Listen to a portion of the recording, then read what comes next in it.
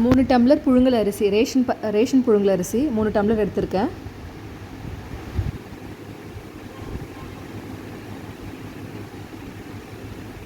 இதில் 1 டம்ளர் பச்சரிசி, மொத்தம் 4 டம்ளர் ஆயிடுச்சு. நல்லா வாஷ் பண்ணிக்கணுங்க. ரேஷன் அரிசின்றதால ஒரு 5-6 வாட்டி மேலே வாஷ் பண்ணிக்கணும். கல்லுப்பு ஆட் பண்ணி வாஷ் பண்ணால் இன்னும் நல்லாயிருக்கும்.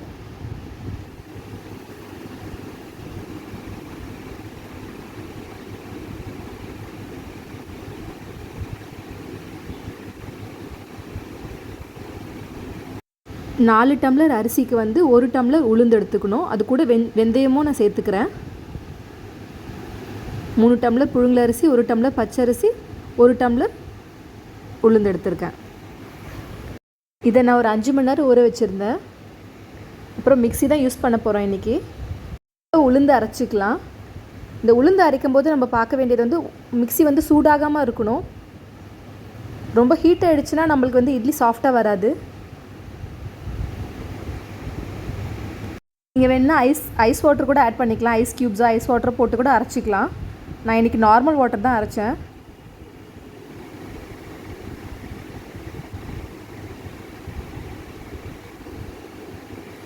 அப்புறம் அரிசியும் அரைச்சிக்கலாம்.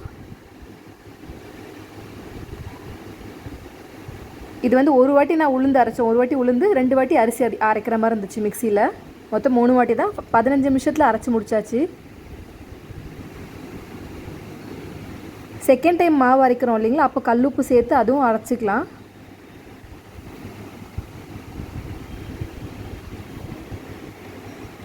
எல்லாத்தையும் கலந்து வச்சுக்கிறேன். கை வச்சு நல்லா கலந்து விட்டுக்கணும்.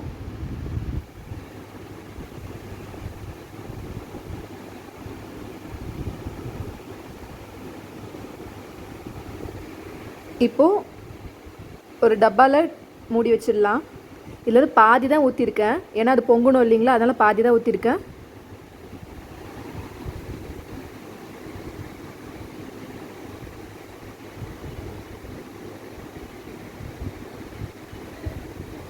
இது வெளியிலே இருக்கட்டும், ஃப்ரிட்ஜிலலாம் வைக்க வேண்டாம். நைட்டு அரைக்கிறேன், காலையில் இட்லி ஊற்ற போகிறோம். ஸோ இது நல்லா உப்பி வந்துடுச்சு மாவு. இந்த மாவு தாங்க ரொம்ப நல்லது. நம்ம என்ன பண்ணுறோம், எடுத்து ஃப்ரிட்ஜில் வச்சுட்டு அதை மாவு புளிக்கவும் விட மாட்டோம். குட் பாக்டீரியாவை வந்து அதில் போகவும் விட மாட்டோம். ஒரு வழி பண்ணி விட்ருவோம் அந்த மாவை. ஆனால் வெளியில் வச்சு அப்படியே இட்லி ஊற்றுறது தாங்க நல்லது. முடிஞ்ச அளவுக்கு நாங்கள் அதை ஃபாலோ பண்ணிக்கணும். நம்ம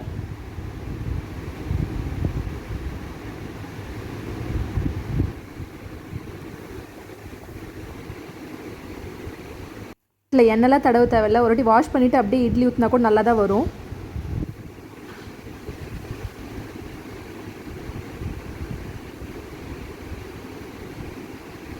இட்லி நல்லா வந்துச்சுங்க.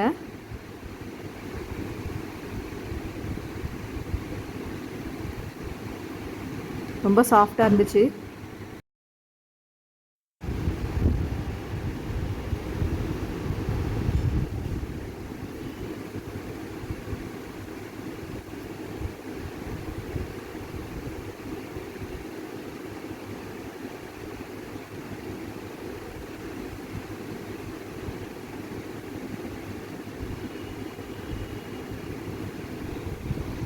கண்டிப்பாக நீங்களும் இதே மாதிரி ட்ரை பண்ணி பாருங்கள்.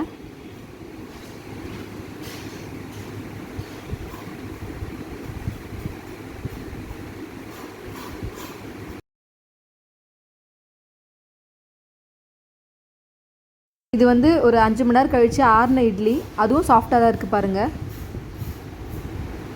இந்த வீடியோ பிடிச்சிருந்தா என்னோடய சேனல் சப்ஸ்கிரைப் பண்ணுங்கள். தேங்க்யூ ஸோ மச் ஃபார் வாட்சிங் மை வீடியோ.